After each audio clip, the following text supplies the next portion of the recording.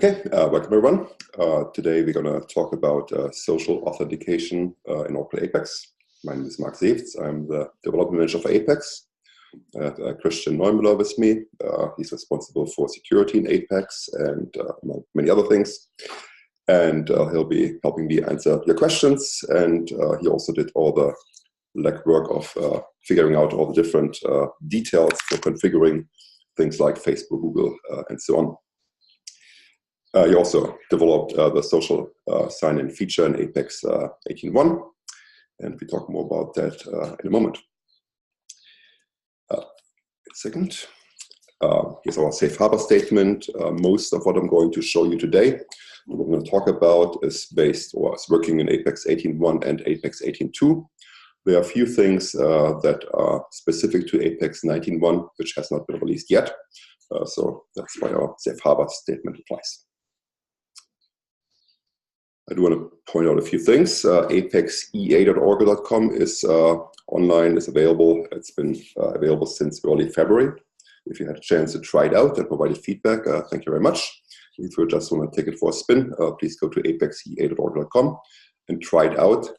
I'm going to use ApexEA.org.com today for my demonstration, mainly because ApexEA.org.com runs on a 18.3 Oracle database, which is necessary for some of the social networks that I'm interfacing with. For example, Facebook currently doesn't work on apex.oracle.com, our main public site, because we're using an older database there, 12.1. But as you can see on Slack, there was already a question about apex.oracle.com, or an announcement. It's going to be upgraded to the 18.3 database tomorrow night, starting tomorrow night at 6 p.m. Pacific. So once that has been upgraded, all my examples should be working on apex.oracle.com as well. That's not yet the upgrade to Apex 19.1. That's at a later date. So tomorrow night, that's only going to be the upgrade to the 18.3 database.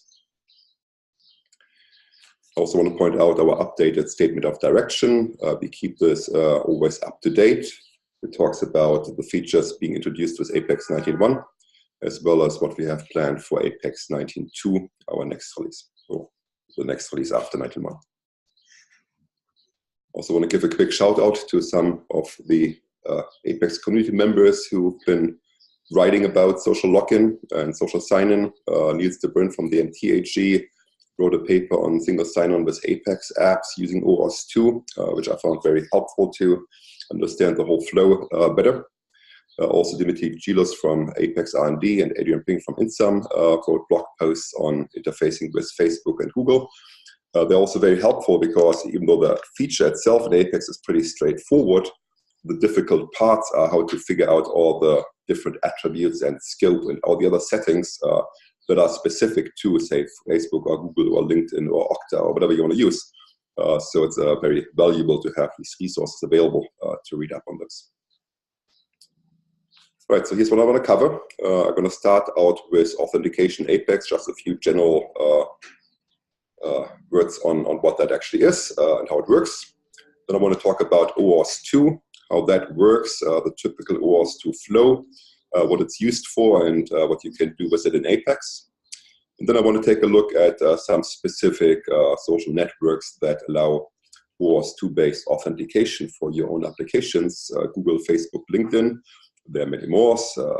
There's Okta, there's Azure, there's all kinds of providers.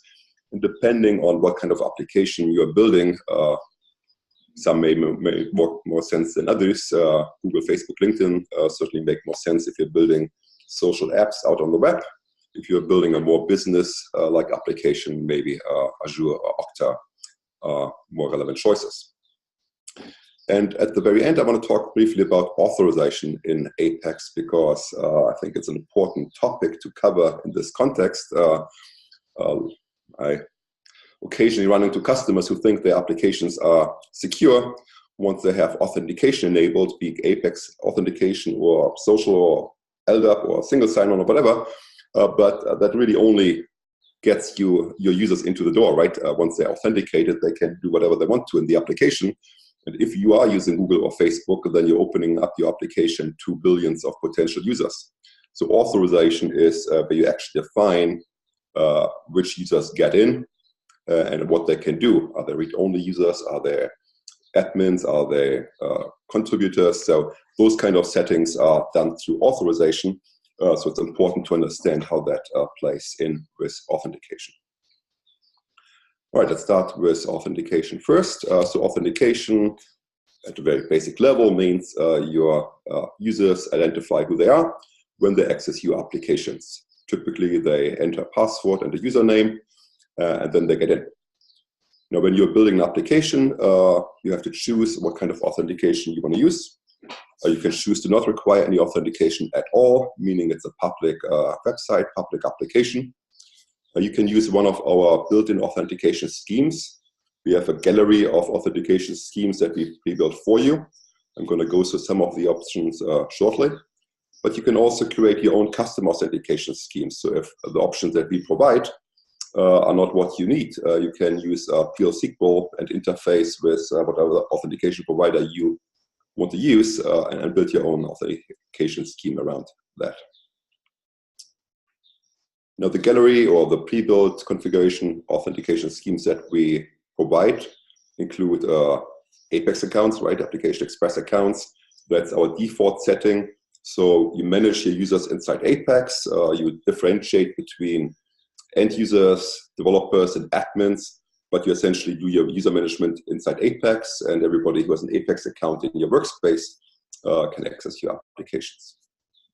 Then, of course, there's custom authentication, which I just talked about. You can choose to use database accounts. You can use some external authentication method and use HTTP header variables to submit usernames. You can interface with LDAP. And then you can choose to not use authentication using the database access descriptor, or you can use open door credentials, which makes sense while you're testing your application. You can just type in your name and you get in. Then there's all single sign-on. And then starting with Apex 18.1, there's social sign-in, which allows you to use things like Google, Facebook, LinkedIn, or other OAuth 2 or OpenID providers. All right. I want to cover deep linking just briefly because I think it's relevant in this context. Deep linking means that you can link into any page, subpage, child page inside your application and just be prompted to authenticate and then be taken to that specific page rather than being taken to the homepage all the time. And the reason I'm thinking it's relevant for this topic is because if you can put your links up on Facebook or Twitter or elsewhere that open up specific resources like a specific product or category in your application, you want to have your users authenticate with whatever, Facebook, Google, and then be redirected directly to that resource without having to go to the homepage.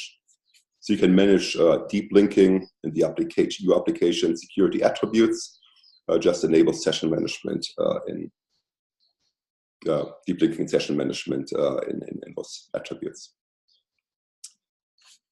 Now, one interesting thing about social authentication, of course, is that you may want to allow your users to use their choice of authentication, right? You don't just want to use Google or Facebook. Maybe you want to provide them with a choice. They can use the Apex authentication if they have an account, or they can choose to use Google or Facebook or LinkedIn in my example.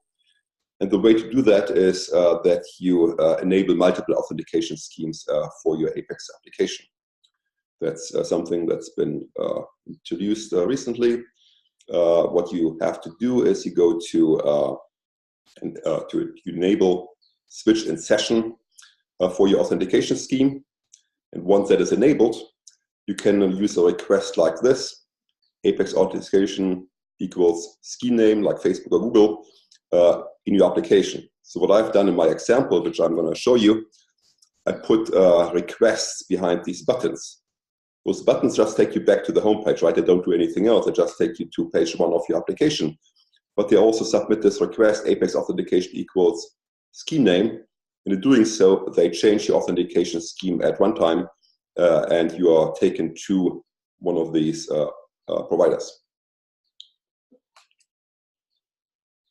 All right, so a few points on social login. Social login supports all kinds of OpenID and OAuth 2 standards. Built into Apex, we have Google and Facebook. That means that you have to provide less information. I also have an example included for LinkedIn. LinkedIn is not one of the natively built-in ones, which means you have to do a lot of more research to figure out what are the exact URLs to kind of do all the redirection. So Google and Facebook are pretty straightforward and easy to configure. Other OAuth 2 provider require you to gather more information on how they work and what kind of information they require. Social login for your Apex applications was introduced with Apex 18.1. And in Apex 19.1, we are extending this to also support builder access. So if you want to log into the Apex IDE, you can configure your Apex instance to also use social login.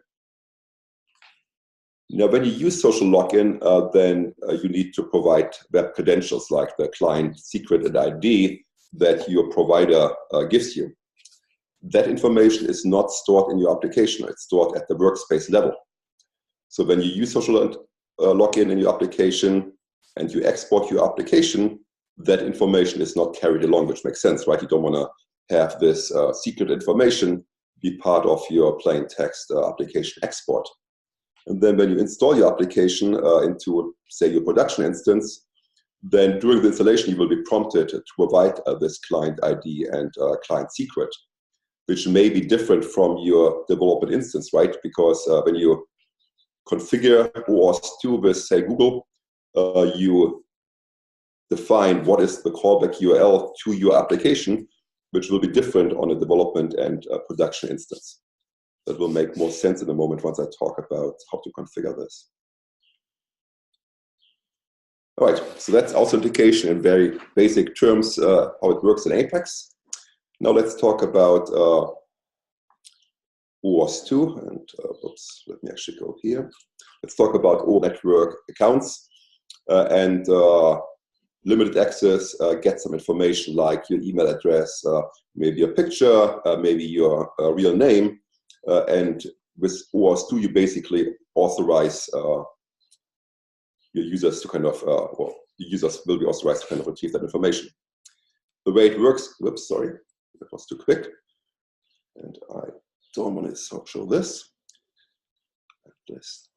All right, so the way it works, it is delegating the authentication step to the service provider, right? Rather than having an Apex login screen, you're being taken to a Google or Facebook login screen, and then you're being taken back to your application with some information that authorizes you inside Apex. And OAuth 2 is a framework that provides authorization flows for different types of use cases and applications. What we are going to focus on are web applications, right? Apex runs on the web. It's a web application, but if you develop desktop apps or if you develop mobile apps, native mobile apps, that flow may be a little bit different. So we're going to focus just on the authorization flow for web apps. A link to the privacy policy and terms of use and all kinds of additional information. And then once you have it all set up, you get a client ID and client secret, which you take back into Apex to define your web credentials. So let's take a look at an OAuth 2 flow in more general terms. On the left-hand side, I have my application, Apex application, any kind of web application. On the right-hand side, I have Facebook in this case. I'm talking to an authorization server and a resource server. The authorization server is what authorizes me, which kind of takes care of me logging in and providing access to certain resources. And then the resource server is what actually provides things like the username, the email, the picture, or whatever else you might request. So as you log into your web application, the first thing that happens is that that request is sent over to Facebook. Facebook serves you up with a login page. You type in your username and password. You are authenticated. And if that was successful, then an authorization grant is sent back to your Apex application along with an authorization code. So the next step is to actually send this back, the authorization code, along with the client ID and secret that you stored on the Apex side, which then in return identifies you and your request and your authorization request on the Facebook site.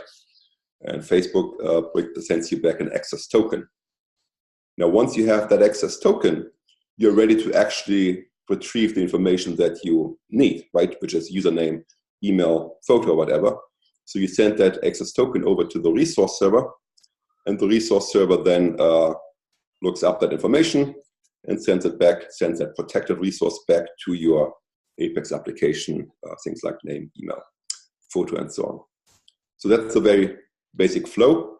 All of this is automatically taken care of for you by Apex once you configure things, but just to kind of outline what happens as you authenticate, this is a very basic OAuth 2 flow. Now, to translate that into more Apex-specific terms, let's go through all the different pieces in that puzzle. So first thing, you register your Apex application with your OAuth provider, and then the provider creates that client ID and client secret for you. You take that information and you store it as web credentials in Apex at the workspace level, right? This is what we talked about earlier. It's not something that you store in your authentication scheme inside your app. It's at the workspace level, and it's more or less specific to your instance. If it's a dev instance, it may be different from a prod instance. Next, your end user goes to whatever application they want to run, apex.com. That's just a demo app. I don't know if it's a real thing. I just typed in once. And then once you are there, Apex creates a session for you. And initially, you're going to be nobody, right? You're going to have a session, but you are not authenticated yet. So Apex is going to check if the page that you're requesting, like the homepage, requires authentication. If it doesn't, it's a public page, and you get just to see the page. If it does require authentication, you're being redirected to the login screen of your OAuth 2 provider, Facebook or Google or whatever. And then you are taken over there, you authenticate, and you're being taken back to Apex using the callback URL you stored in your provider app definition.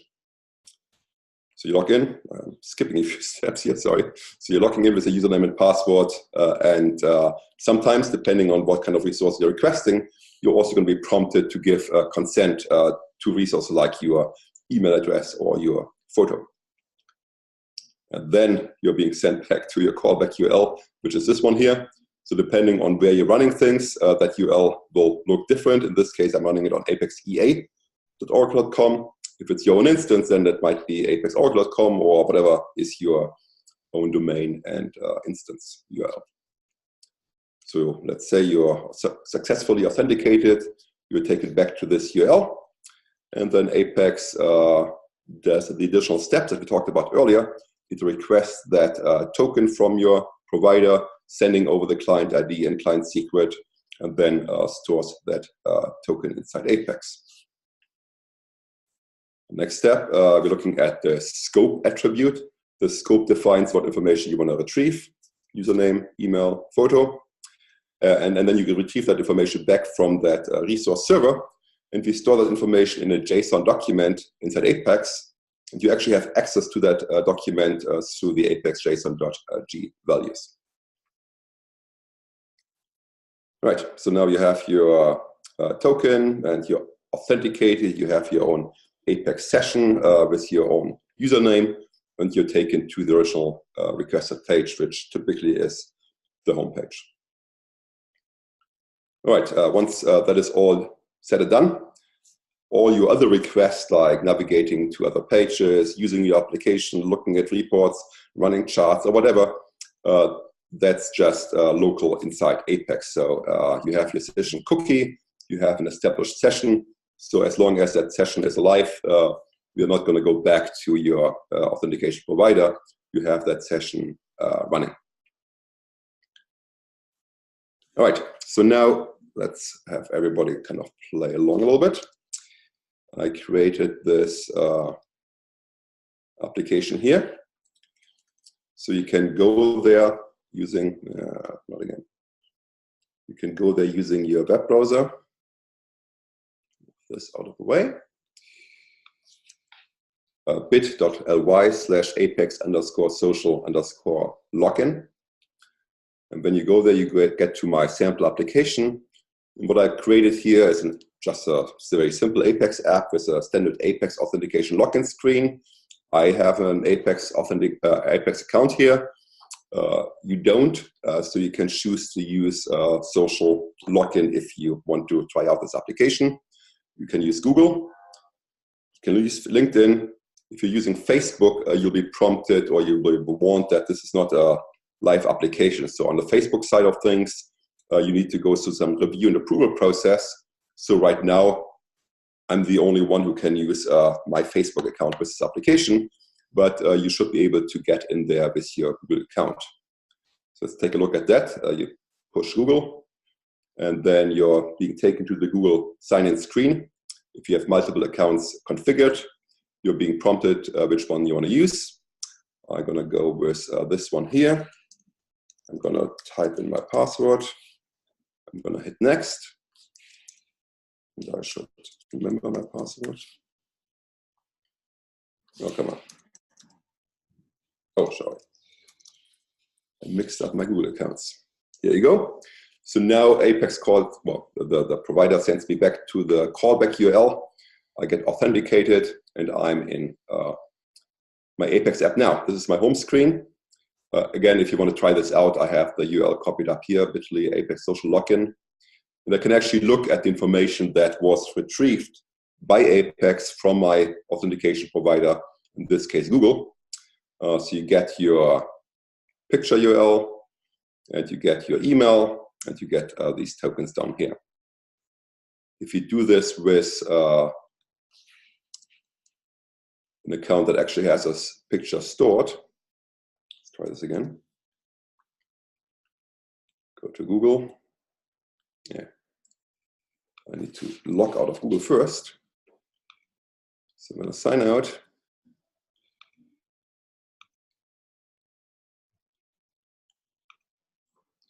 I'm going to go back to Google. And now I'm going to use my Gmail account.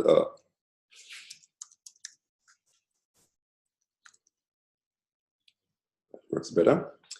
So now I'm authenticating with this different Google account. And in this case, I actually have my picture stored. So I'm actually retrieving back the picture from Google. All right, so that's very basic how the flow looks and works. I'm going to get into the details of how to configure this shortly.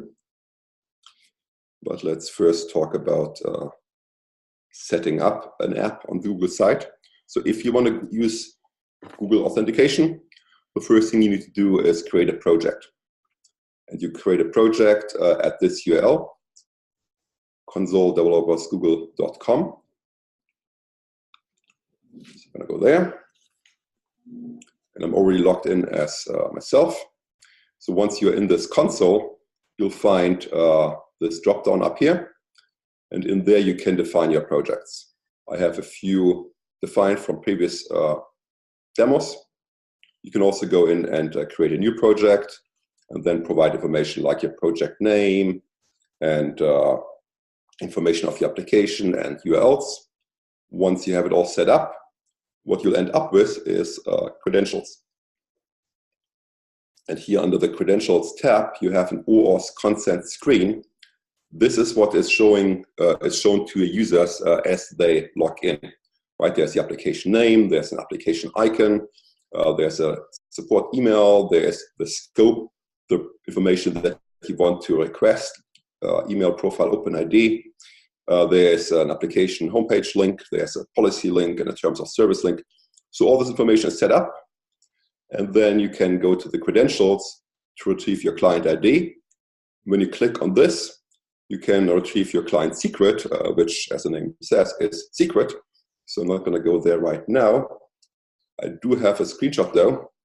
This is how that would look like. So on this client ID page, you get your client ID and client secret, which I grayed out. You have your application name. And further down here, important, you have your authorization redirect URL. That's the URL that Google, in this case, takes you back to once you're authenticated.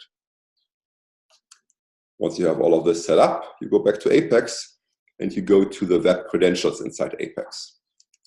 Let me show you that. So you go to Apex, log in.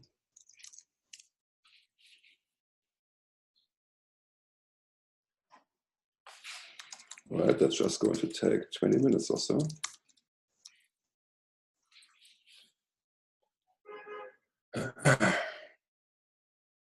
That's better. Okay, so now I'm logged in. I'm going into my workspace, and I have I'm going to the application builder, and then where you want to go is workspace utilities, and then in workspace utilities you go to web credentials, and in here you define your credentials. So I have a number defined: Facebook, LinkedIn. I copied a bunch that Christian had shown me that he has in his application, like Okta and Azure. I'm just going to focus on those three here: Google, Facebook, and LinkedIn. And my Google one looks like this. So in here I have a static identifier. It's an OAuth to client credentials flow. I have my client ID, and I supply my client secret. And that's about it. So once I have this defined, I can now go ahead and very easily build an Apex application. Just create a very basic one. The demo, just a home page, that should be enough. I'm going to create the app. And then by default, of course, it gets created with Apex Authentication. But I want to switch this, so I'm going to go to Shared Components, Authentication Schemes. I'm going to create Google. I'm going to start with a pre-configured scheme from the gallery. I'm going to call this Google. Scheme type is going to be social sign-in. And in this case, I want to use the pre-created Google authentication scheme. This is Google. And the point here is that Google and Facebook are already pre-configured. If you pick a generic OAuth provider, there's a lot more information for you to provide. So let's just go with the easy one, Google. And now I need to look up what I actually used there. So let me do that over another screen. You're not seeing what I'm looking up right now. Well, I can actually bring this up.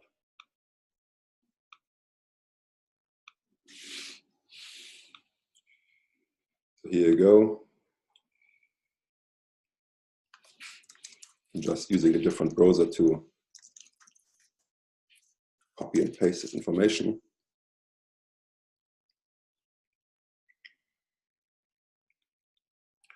So I do have this application that I've shown you in the beginning of my demo. And in here I have a Google authentication scheme defined. And I essentially want to copy this information over to my new one. So what I'm after is the username attribute, email, that's correct, and the additional attributes. That's really all I need at this point. I'm going to create authentication scheme. I'm going to hit run. And now, rather than being taken to, all right. All right, I'm Marc, not going to refresh this. You missed the scope. Pardon? Marc, I think you missed the scope and the authentication scheme parameters. There was email also in the scope, I think. Oh, right. Good catch. Thanks. Well, scope, profile, and email. Oh, yeah, you're right. Excellent find. Let's try it again. All right. Could have worked, didn't work. That's how you set it up. I do have it running in this one here. So you've seen that before. So there Google worked. And to show you how the finished authentication scheme looks like, you do have the name, you have the scheme type, social sign-in, you have the credential store, what I set up on the workspace level, you have the authentication provider, profile email for the scope, and then I have this post-authentication procedure here, which is what gets me all the image information and email information. And I'm running this post-authentication, after post-authentication. So that's how you set things up with Google. And one interesting thing, when you look at the shared components, I also created this application process. And this application process runs after authentication. And what I'm doing here is I'm capturing your username and authentication scheme, and I'm storing it in a history log. So I can actually look at all the people who are connected. And I created this view that is a little bit masked, so it's not like quite open to read. And I can look at everybody who kind of logged in. So those are the logins over the last couple of minutes. Let's look at a few more. So thanks everybody for participating. All right, so looks like you're all busy trying out the app. That's awesome, 24 so far. So again, the login is bit.ly Apex social login. Everybody's welcome to try it out. And one of the benefits of using social login, as you can see, is that you can capture that information as users log in. All right, now let's take a quick look at how this works with Facebook. Facebook, if you want to configure this in Facebook, it's not called a project, it's called an app. And you go to developers.facebook.com/apps. Let's do that.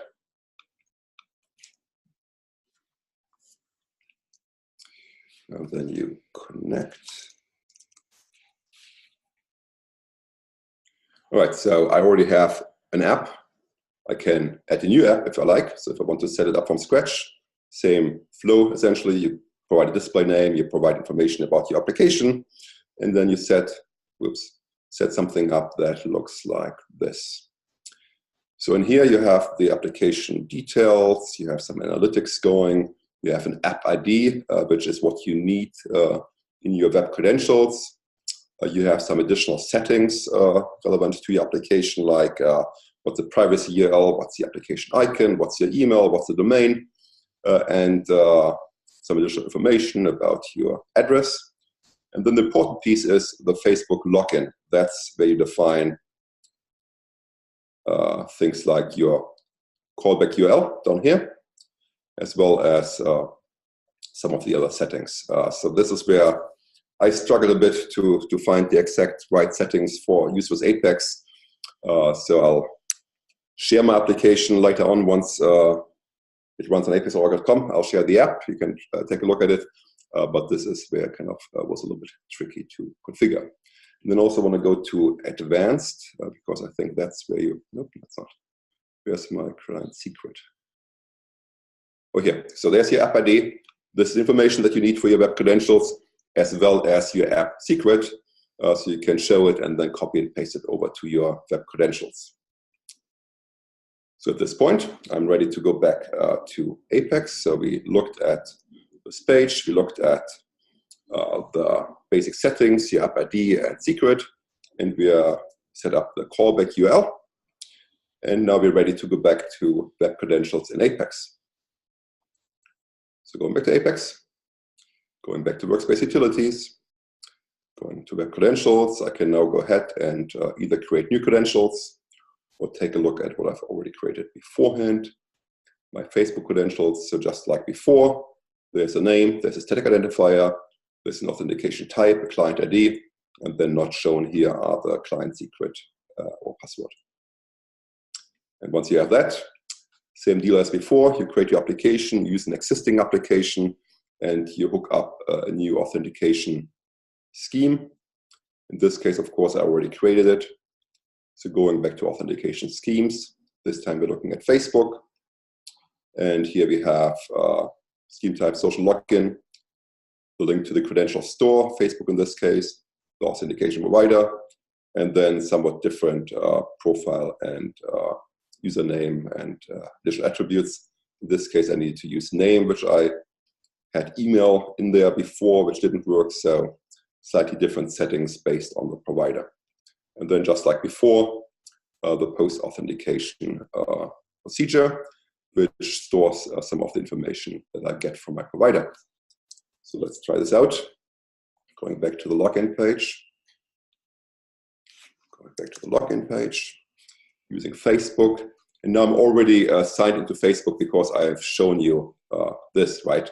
that already authenticated me, so Apex automatically picked that up. I'm Marc Sewtz, and when I look at my user info, I see my picture, I see my Facebook email, so that's the information that I'm retrieving from Facebook. And then when I go back and run my log, I kick myself out, okay, never mind. So in this log, I would now see Facebook versus Google. Also, if you do sign up with Facebook, the first time you do that, you'll be prompted to provide consent to share that information, and you manage this through your privacy settings, your apps and websites in your profile, where you can actually go in, and if you don't like my Apex app anymore, you can actually remove this. Just select it, remove everything that was posted, and then that's done. I'm going to log out. And now when I try this again,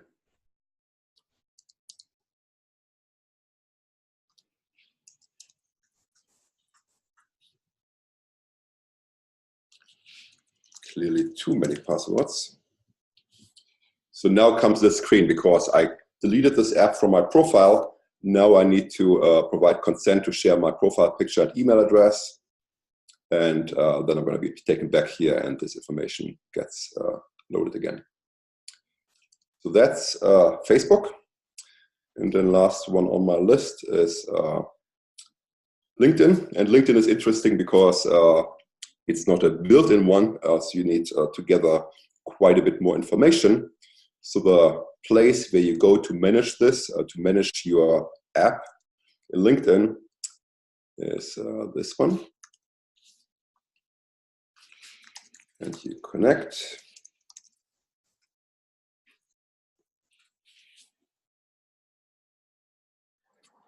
Well, I guess I've been trying this too much.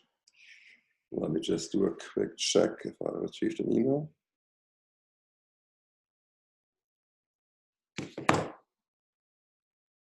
I did.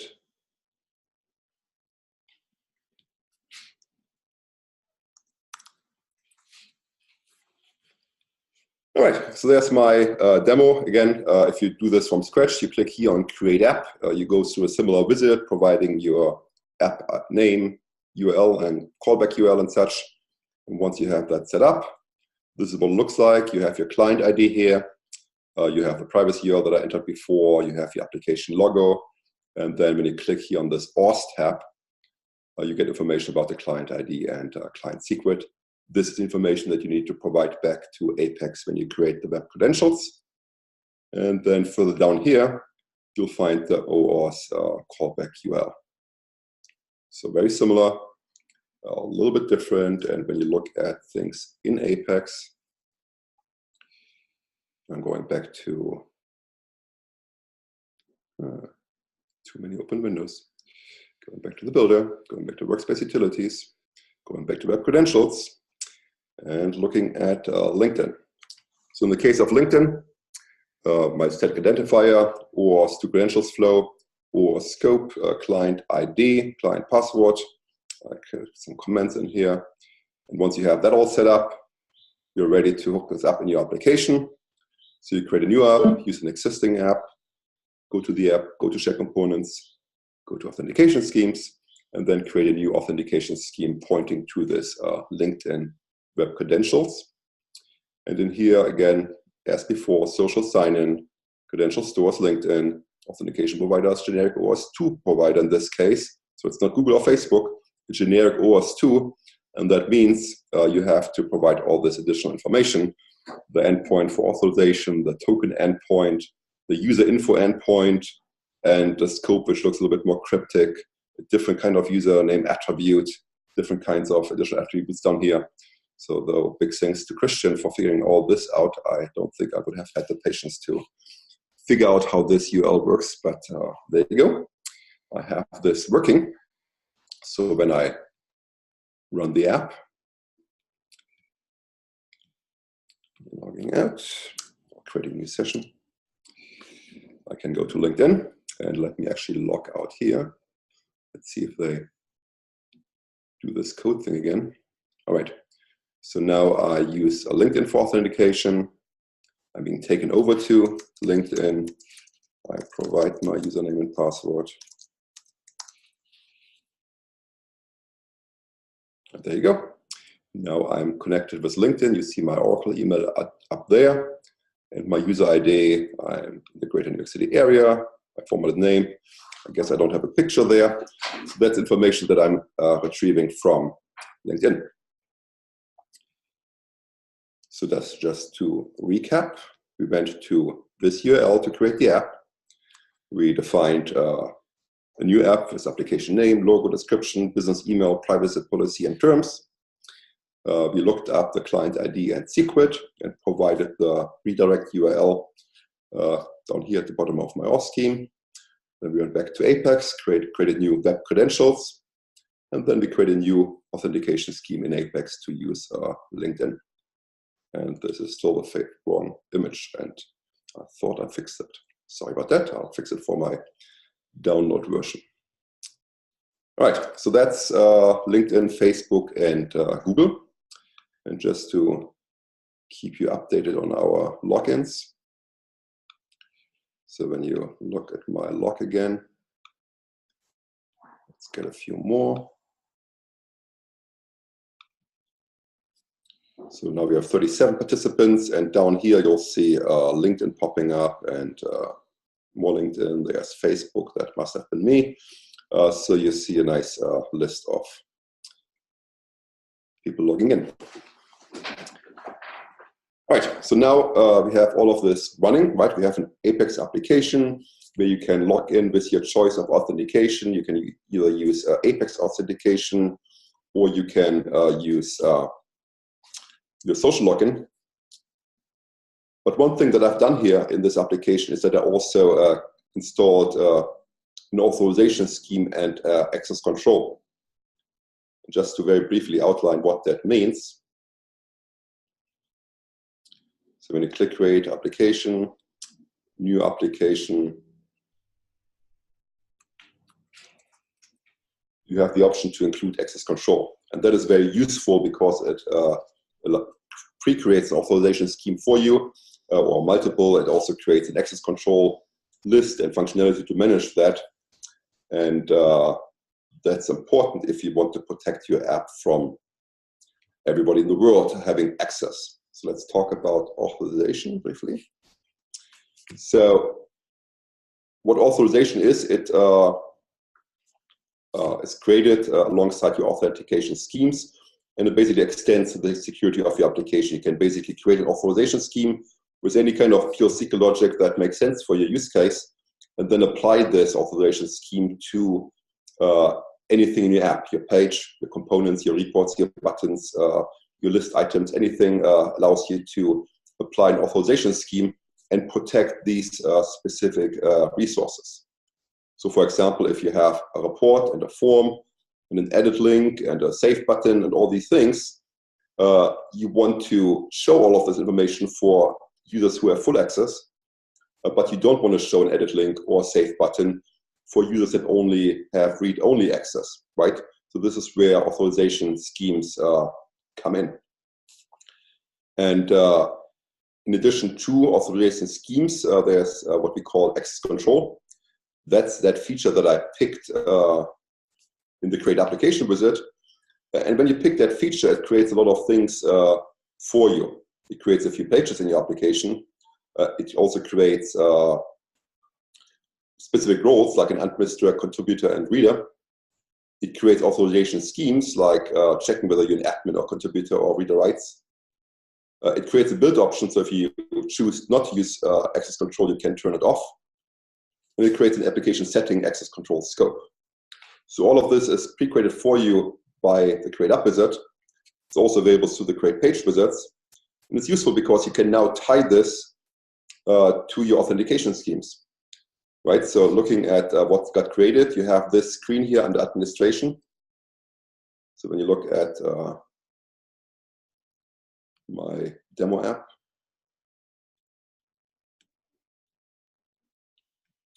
when I log in with a user who is an admin. I now have this administration link here, and I have this area over here, and here I can enable or disable access control, and I can manage the list of users, right? Now what happens when by default I set this to no? Any authentication user may access the application. When I set this to no, all you guys would not be able to access my application anymore simply because I only want people who are on my access control list. So I'm going to set this, and if anyone tries to log in now, they would get a nasty error message because only people on this list will now have access. I'm going to change this back, right? So you guys may still want to play with it. Apply changes. Now everybody can get in again, but only these users, demo, Marc, have a reader access or administrator contributor access. So this is how I can manage who is allowed to do what. And when you look at my homepage here, go to movies, I actually see this edit link on this report, right? I can go in and edit all these different movies. I can click on this edit link. I have an apply changes button. I see all this information. I can make modifications. But when I log back out and go back in with, say, my Google account, which hasn't been made an admin or contributor, and go back to movies, I don't see the edit link anymore. And I also don't see the modal dialog. And I couldn't even fake it. I couldn't even manipulate the URL to open up the edit form because the page itself is also controlled through an authorization scheme. So the point here is just enabling authentication, especially social authentication, doesn't really protect your app, right? It kind of opens the door to everybody in the world.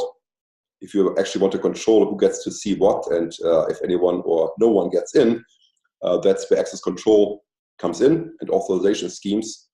So take a look at our Create application wizard. Take a look at what that wizard creates in terms of access control features. And also, if you have an existing application, you can go on Create Page, pick Feature, and you can actually add this access control functionality to your existing applications as well. All right, go back to my slides. All right, so we looked at the demo, and we have about 10 minutes left. So I'd like to open it up for questions that kind of came through the chat, and then maybe Christian and I can answer some of those. David or Christian, are you? So Marc, I'm going to have Christian ask the most relevant questions that came through on the chat and other issues you'd like to bring up. So Christian, over to you. All right. So yes, there were a few questions. One of them, Marc, was if you could provide this application for download for demo purposes. Yes, I'm planning to provide that, and it's kind of useless right now because it's running on Apex EA, and the Facebook login in particular requires a newer database. But once we have this upgrade done of apex.oracle.com, I'll make that application available, and everybody can try it out. Just keep in mind, when you install this application, and let me just briefly show this. When you install this application, you do like your normal import, you pick the app, and then you step to the wizard, and you just pick your ID. And then once you have that installed, or once the installation, this step of the installation is through, there will be a prompt for this information, your client ID and client password. I have this already stored in my workspace, but if you're installing this into a new workspace, you need to go in here and then provide that information based on your own setup at Google or Facebook or LinkedIn. Right. Okay. Another question was about a person was using Apex 5 and there was also a question about CAS authentication, which I believe is some third-party system that's mainly used with SAML. So we introduced social sign-in Apex 18.1. You can use it from in 18.1 and newer versions. And for older Apex versions, first of all, I think you should consider upgrading Apex for all kinds of reasons. But maybe you're also using some other single sign-on system like SAML, for example. There are several Apache modules, for example, that you can use and install in your Apache server in front of auths that provides single sign-on and that can pass HTTP headers to Apex. And then you can use header-based authentication in Apex with these systems. And there was also a question about the refresh token. So a person had already tried Google social sign-in, and they were using within the application web requests to display some Google Mail emails or even send them. That's perfectly fine, but it only works for about an hour, because then the access token that we get during login times out. And after this hour, these requests fail. So Google also sends, or in general, OAuth sends a refresh token, and we could in principle use this to get a new access token that hasn't been implemented yet. It's on my list. So maybe in the next or some other Apex version, this will be available. And then there are a few new questions on the chat.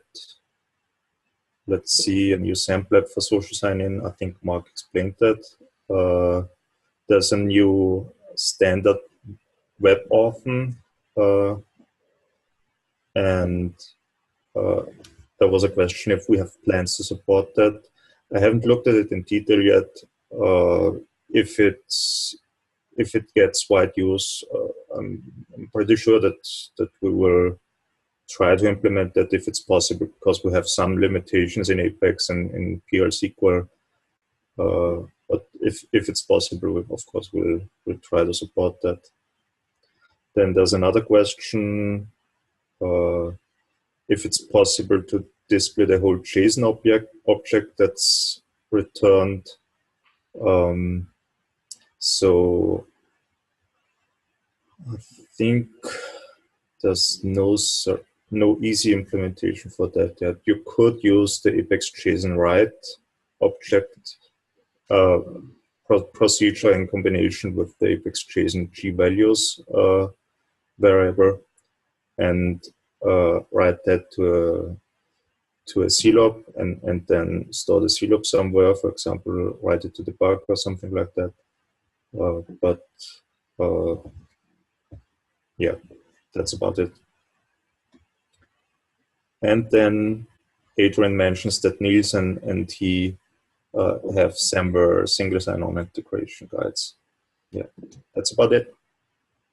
All right, awesome. Well, thank you. Thank you, Marc. That's everything from us today. So we will be having another Apex Office Hours in 2 weeks, and we look forward to speaking to you again then. All right, thanks everyone.